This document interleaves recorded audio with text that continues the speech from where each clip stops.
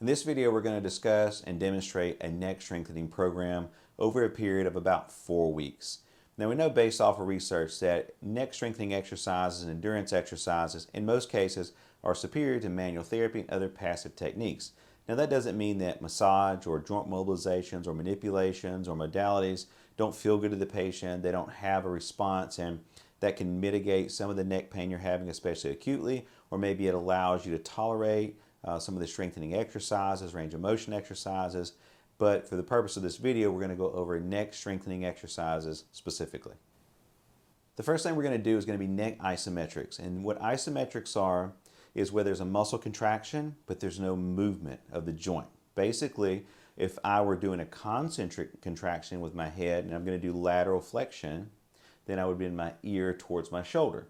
That's concentric, meaning that the muscle origins and insertions where they start and stop are getting closer together. Okay, so with an isometric, that origin and insertion is not going to get closer together. They're going to stay at the same distance, but the muscle is going to contract and go into tension. So I'm going to show you the same movement as an isometric. I'm pushing into my hand, okay, and I'm holding that. I'm contracting those muscles on the side of my neck there, and then I'm going to relax. So that would be an isometric.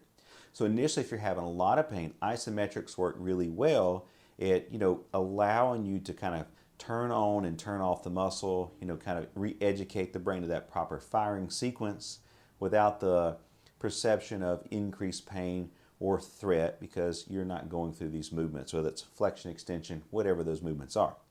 So the thing that I have my patients do, or the first thing that we're going to do, is going to be isometric exercises, and we're going to go into forward flexion first. I'm going to take my hands like this, put them on my forehead. I'm trying to bend my forehead down, bringing chin to chest. So I'm going to push down, and I'm going to hold that initially maybe 25%, not really hard, because we don't want to over-aggravate or overstimulate the nervous system into, again, perceiving threat. We don't want to encourage spasms, So I'm going to go in, I'm going to hold that about 3 to 5 seconds and relax. And then I'm going to go again. I'm trying to go down 3 to 5 seconds and relax. If you're having radiating something down one of your arms and you can't put your, the other arm up there, just use one hand. That's fine. Just use the one hand and pushing forwards and then relax. And so I repeat that for maybe 10 to 12 repetitions at a light exertion of muscle contraction, maybe 25%. It's going to be really easy, and I'm going to do that for the first week. Go through these isometrics, and I'm going to show you the other movements now. So that was forward flexion, going forwards. And I'm going to do side bending to the left. I'm pushing in and contracting. I'm going to do side bending to the right. Okay, same thing, holding for 3 to 5 seconds, completing 10 to 12 repetitions. And all of this initially, first few days, I maybe only do one set, right? And I may repeat this cycle of exercises a couple of times a day. Because there's no added resistance, we are able to tolerate this multiple times a day versus later in the program where I'm going to show you how to use resisted bands. So those are going to be a little bit more where you're going to need a little recovery from that. Okay, so that's forward flexion. We've got side bending left, side bending right, and now we're going to go rotation. So I'm going to put my hand here on the left portion here, my temporal and the frontal area, kind of both there. And I'm going to try to turn my head and look to the left. I'm rotating, left rotation, same way. And then I'm going to go right rotation, same way. And I'm going to hold that and go through those repetitions. Now, after each movement, you can stop and rest. Some patients will just go through the whole thing and not rest at all. That's fine either way. Just depends on your pain and kind of what you can tolerate, what you can do. So you're going to go through those. And now we're going to do protraction and retraction. So protraction is where I'm trying to bring my head forwards like this, just straight forwards. So I'm going to hold my head here on my hand. I'm pushing straight forwards, push, push, push, pushing against there, right? Do the same thing. And then I'm going to do retraction where I'm trying to kind of do that chin tuck movement. I'm going to put my hand behind my head and I'm going to push into my hand. Again, you can use one hand, you can use both hands, just whatever you prefer to do. It doesn't really matter. But go through one set of all of those, and again, that's something you can do several times a day. So that is isometrics. You're going to do that for 2 or 3 days. Then you're going to increase the amount of force that you're exerting. So you're going to go from maybe 25%, jump up to 50, 75%. Ideally, by about 10 to 14 days, you need to be putting close to maximal effort. So you're really pushing pretty hard. If it's too much for you to use your hand to press against, I have a lot of people take a towel and they'll roll up a towel, put it against the wall and push into it that way. Put it on the floor, on the bed, or if you have someone at home that can help you to kind of push against you, that works well too, right? So if it's just too much for you to be able to exert, go through the exercises effectively and kind of maintain that motor control in the posture and position that you're using, then you can do those things and get that assistance of someone. Now we're going to use this resistance band. I like these bands. You can get a set of these, pretty inexpensive. I'm going to put a link in the description.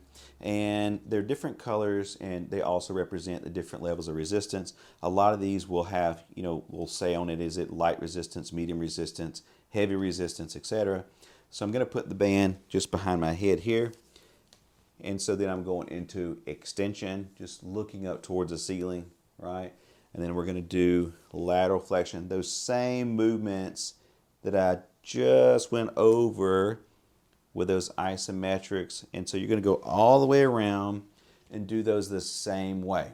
Now, with this though, there is going to be, this is called a concentric movement. So that origin and insertion is going to get closer together. So when I'm going into forward flexion, the origin and insertion of my neck flexors are getting closer together. Extension the same way, rotation, side bending, etc. That's called a concentric movement. So you're going to do that and you're going to repeat that for 2 sets to 3 sets, 10 to 12 repetitions. Now this one, I probably would not do this point of these exercises more than twice a day. Now this was going to start at about the 10 to 14 day mark using the bands. People will ask, do I continue with those isometric exercises? That's fine. A lot of people will still use those to warm up before they start using the bands and do the other exercises. That's great. In order to build true strength, we need to progressively load or overload the tissue. So there's only so much, to some extent, that you can do with isometrics, although they are powerful for several things. That initial acute phase of irritation and pain. To get everything moving, to help to desensitize the nervous system, and then to also start to re-educate those muscles of proper kind of clicking on and clicking off of the muscle contraction.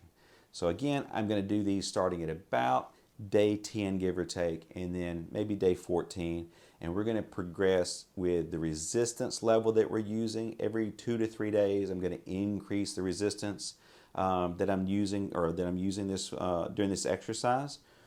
If the resistance is so much that you can't go through a good range of motion, in other words, if I can't bend my ear pretty close over to my shoulder because the resistance is so much, I'm going to back off of that resistance so that I can make a good muscle contraction and go through that range of motion.